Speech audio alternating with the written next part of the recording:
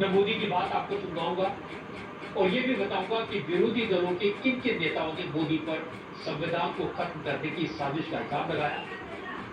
और जब मोदी ने परिवारवाद, भ्रष्टाचार और सनातन के अपमान के मुद्दे उठाए, इन पर विरोधियों को घेरा, तो ऑपोजिशन लीडर ने क्या कहा।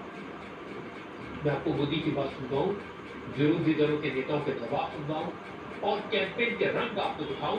इससे पहले आपको बता देता हूं कि देश में जनता का मूड क्या है। इलेक्शन का जो कैंपेन हो रहा है उसका जनता के मुद्दे पर क्या असर पड़ रहा है, लोग किसकी बात पर यकीन कर रहे हैं, लोगों के मन में क्या है। इसके फिगर्स मेरे पास आ चुके हैं। तो सबसे पहले आपको बता दूं कि पोलिंग से पहले इंडिया टीवी सीनेक्स का आखिरी और फाइनल ओपिनियन पोल क्या इशारा है। इस चुनाव में लोग मन में सबसे बड़ा सवाल है, क्या एनडीए का 400 पार का नारा हकीकत में बदल पाएगा। क्या एनडीए को वाकई में 400 से ज्यादा सीटें मिलेंगी। तो ओपिनियन पोल का जो नतीजा आया है वो बीजेपी के नेताओं को हल्का सा झटका हो सकता है, क्योंकि इंडिया टीवी और सीनेक्स पोल के मुताबिक तीसरी बार मोदी सरकार बनकर रहेगी। 2019 के मुकाबले एनडीए को 60 सीटें ज्यादा मिलेगी, लेकिन 400 का आंकड़ा पार नहीं होगा। हमारे ओपिनियन पोल के मुताबिक एनडीए का कांटा 393 सीटों पर अटक सकता है। एनडीए को 400 के टारगेट से 7 सीटें कम यानी 393 सीटें मिल सकती हैं, जबकि इंडिया अलायंस 100 का आंकड़ा पूरा नहीं कर पाएगा। इंडिया अलायंस को कुल 93 सीटें मिल पाएंगी, जबकि 51 सीटें अन्य पार्टियों के खाते में जा सकती है। अब आपको ये भी बता दूं कि बीजेपी और कांग्रेस को अपने दम पर कितनी सीटें मिली। इंडिया टीवी सीनेक्स ओपिनियन पोल के मुताबिक बीजेपी अपने दम पर अकेले इस बार 343 सीटें जीत सकती है। इसका मतलब मोदी का जादू पूरे देश में चल रहा है। मोदी लगा दो, चल मैं तो घूमने जा रही हूं। बीजेपी को पिछले नीचे को डाल रहा हूं। 2019 में बीजेपी को 303 सीटें मिली थी, जो इस बार बढ़कर 343 हो सकती है। दूसरी तरफ कांग्रेस की सीटें इस बार कुछ और घट सकती। कांग्रेस को सिर्फ 40 सीटें मिलती दिखाई दे रही है, यानी बीजेपी अपना अब तक का बेस्ट परफॉर्मेंस करेगी और कांग्रेस इतिहास का सबसे वर्स्ट परफॉर्मेंस इस ओपिनियन पोल के मुताबिक करने जा रही है। राज्यों की स्थिति देख लेते हैं, संक्षेप में आपको बताऊंगा। यूपी में सबसे ज्यादा 80 सीटें हैं हमारे ओपिनियन पोल के मुताबिक। यूपी में भगवा है। यूपी के 80 में से 76, 80 में से 76 सीटें एनडीए के खाते में जा सकती हैं, जबकि इंडिया अलायंस को सिर्फ 4 सीटें मिलेगी और ये चारों सीटें समाजवादी पार्टी को मिलती हुई दिखाई दे रही है। ओपिनियन पोल के मुताबिक यूपी में इस बार कांग्रेस का खाता खोलना मुश्किल होगा। अमेठी सीट कांग्रेस ने पिछली बार गंवाई थी और इस बार ओपिनियन पोल कहता है कि रायबरेली की सीट भी हाथ से छीन सकती है। सीटों की संख्या के लिहाज से यूपी के बाद महाराष्ट्र का नंबर आता है। महाराष्ट्र में लोकसभा की 48 सीटें हैं। इंडिया टीवी सीनेक्स के ओपिनियन पोल के मुताबिक महाराष्ट्र में एनडीए को 48 में से 39 सीटें मिलने की उम्मीद है। इनमें से 29 सीटें तो अकेले बीजेपी जीत सकती है, जबकि महाविकास आघाड़ी को 9 सीटें मिल सकती है और इसमें सबसे बड़ा हिस्सा उद्धव ठाकरे की शिवसेना का होगा। महाविकास आघाड़ी जो 9 सीटें जीतता दिखाई दे रहा है, उसमें 7 सीटें अकेले उद्धव की पार्टी के खाते में जा सकती है।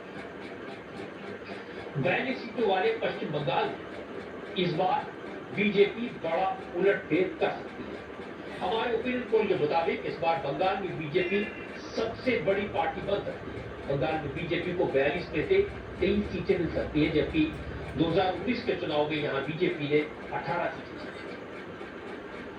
अब तक बंगाल में एक छत राज करने वाली ममता की पार्टी तृणमूल कांग्रेस को 19 सीटों से ही संतोष करना पड़ सकता है। पिछले इलेक्शन में तृणमूल कांग्रेस ने 22 सीटें जीती थी। कांग्रेस को पिछले इलेक्शन में 2 सीटें मिली थी, लेकिन इस बार बंगाल में कांग्रेस का खाता खोलना मुश्किल था। बंगाल में तो बीजेपी को फायदा हो रहा है, लेकिन बिहार में नुकसान हो सकता है। बिहार में 40 लोकसभा की सीटें हैं। हमारे ओपिनियन पोल के मुताबिक एनडीए को 33 सीटें मिलती हुई दिखाई दे रही है। 2019 में एनडीए को बिहार में 39 सीटें मिली थी, सिर्फ एक सीट पर हार हुई थी, लेकिन इस बार 6 सीटों का नुकसान हो सकता है, 7 सीटों पर हार हो सकती है। इंडिया अलायंस बिहार में 7 सीटें जीत सकती है। पिछली बार लालू यादव की आरजेडी पर खाता नहीं खुला था, लेकिन इस बार आरजेडी को 4 सीटें मिल सकती है। गौर करने वाली बात है कि हमारे ओपिनियन पोल के मुताबिक लालू यादव की दोनों बेटियां मीसा भारती और रोहिणी आचार्य चुनाव हार सकती है। जहां तक एनडीए का सवाल है, ओपिनियन पोल के मुताबिक बिहार में बीजेपी पिछले चुनाव का प्रदर्शन दोहराएगी, लेकिन इस बार जेडीयू को 4 और 4 पार्टनर के पार्टी को 2 सीटों का नुकसान हो सकता है। इसलिए एनडीए की टैली 39 से घटकर 33 पर आ सकती है। पंजाब को लेकर ओपिनियन पोल के आंकड़े हैरान करने वाले हैं। पंजाब इस बार आम आदमी पार्टी एक बार फिर बड़ी ताकत बनकर उभर सकती है। पंजाब में आम आदमी पार्टी को 13 में से 8 सीटों पर सफलता मिल सकती है। यह बीजेपी का प्रदर्शन भी सुधर सकता है। पिछली बार पंजाब में बीजेपी को 2 सीटें मिली थी, इस बार बीजेपी अकेले अपने दम पर चुनाव लड़ रही है और उसे 3 सीटें मिल सकती है। ज्यादा नुकसान कांग्रेस को होगा। कांग्रेस को पंजाब में सिर्फ 1 सीट मिलती दिखाई दे रही है, जबकि सुप्रीम बादल के अकाली दल को भी सिर्फ 1 सीट पर संतोष करना पड़ सकता है। सबसे चौंकाने वाले आंकड़े तमिलनाडु से आए हैं। बीजेपी तमिलनाडु में अब तक एक भी सीटें जीती है, लेकिन इस बार की ओपिनियन पोल के मुताबिक इस बार तमिलनाडु में एनडीए को 6 सीटें मिल सकती हैं। इनमें से 4 सीटें बीजेपी को, जबकि उसकी सहयोगी पार्टियों को 2 सीटें मिल सकती हैं। तमिलनाडु में 39 सीटों में से डीएमके और कांग्रेस के अलायंस को 29 और एआईएडीएमके को 4 सीटें मिल सकती हैं। एक और राज्य जहां इस बार बीजेपी चौंका सकती है वो है केरल। इस बार बीजेपी को केरल में 3 सीटें मिलने का अनुमान है। कांग्रेस की अगुवाई वाले यूडीएफ गठबंधन को 11 और लेफ्ट की अगुवाई वाले एनडीए गठबंधन को 6 सीटें मिल सकती हैं। असल में आजकल जहां भी जाओ लोग पूछते हैं क्या नरेंद्र मोदी 400 पार करेंगे। लोग ये तो मानकर बैठे हैं कि मोदी तीसरी बार प्रधानमंत्री बनेंगे। लोग ये भी मानते हैं कि बीजेपी इस बार 300 से ज्यादा सीट जीत सकती है, लेकिन 300 से ऊपर कितनी सीटें आएंगी इसको लेकर अलग अलग तरह के दावे हैं। सबसे इंटरेस्टिंग बात यह कि विरोधी दलों के नेता भी मानते हैं कि 2024 का चुनाव नरेंद्र मोदी बड़े आराम से जीतेंगे, विरोधी दलों का कोई चांस नहीं है। और उनका जमीर ये मानने को तैयार नहीं है कि मोदी की जीत मोदी की लोकप्रियता के आधार पर होगी। कोई कहता है मोदी ईवीएम में गड़बड़ करके जीतेंगे, कोई कहता है सारे विरोधी दलों के नेताओं को जेल में डालकर जीतेंगे, कोई कहता है कि मोदी इसलिए जीतेंगे क्योंकि लेवल प्लेइंग फील्ड नहीं है। उनका कहना है कि विरोधी दलों के पास न चुनाव लड़ने के लिए पैसा है और न ही संवैधानिक संस्थाएं उनके साथ हैं। और ये सब कहने के बाद विरोधी दलों के नेता पूछते हैं कि मोदी को 400 सीटें क्यों चाहिए, और जवाब भी दे देते हैं कि मोदी लोकतंत्र को खत्म करना चाहते हैं। वो कहते हैं मोदी 400 सीटें जीतकर संविधान को बदलना चाहते हैं। आज नरेंद्र मोदी ने इन आरोपों का करारा जवाब दिया। आज मोदी ने कहा कि अब हाल की हताशा में डूबे लोग देश में भ्रम फैलाने की कोशिश कर रहे हैं, लोगों को डराने का षड्यंत्र कर रहे हैं, अफवाहें फैला रहे हैं कि मोदी आया तो संविधान खत्म कर देगा। बीजेपी बाबा साहब अम्बेडकर के संविधान को खत्म करना चाहती है। मोदी ने आज 4 पब्लिक मीटिंग्स की, 2 बिहार में, 2 बंगाल में। पूर्णिया में मोदी ने कहा उनकी सरकार ने तो संविधान को सर्वोपरि रखा है। इस साल संविधान लागू होने के 75 साल पूरे हो रहे हैं। सरकार ने जैसे आजादी का अमृत महोत्सव बनाया, उसी तरह संविधान लागू होने का उत्सव भी बनाएंगे। मोदी ने कहा जो लोग संविधान को खत्म करने की अफवाह फैला रहे हैं, हकीकत तो यह है कि बाबा साहब अम्बेडकर का अपमान पूरी पार्टियों ने किया। पूरी पार्टियों ने इमरजेंसी लगाकर संविधान को सस्पेंड किया था। मोदी ने कहा उनके लिए तो संविधान सबसे ऊपर है। उन्होंने संविधान को देश के हर घर, हर परिवार तक ले जाने का संकल्प लिया। हमारी ही सरकार ने देश में संविधान दिवस मनाने की शुरुआत की, और ये वक्त तो बहुत विशेष है। इस साल संविधान के 75 वर्ष की शुरुआत हो रही है।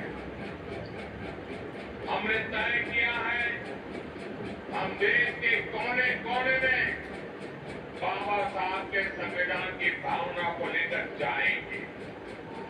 देश की युवा पीढ़ी को देश की गौरवशाली संविधान के निर्माण की प्रक्रिया, उसके अध्याय, उसका महत्व बताएंगे।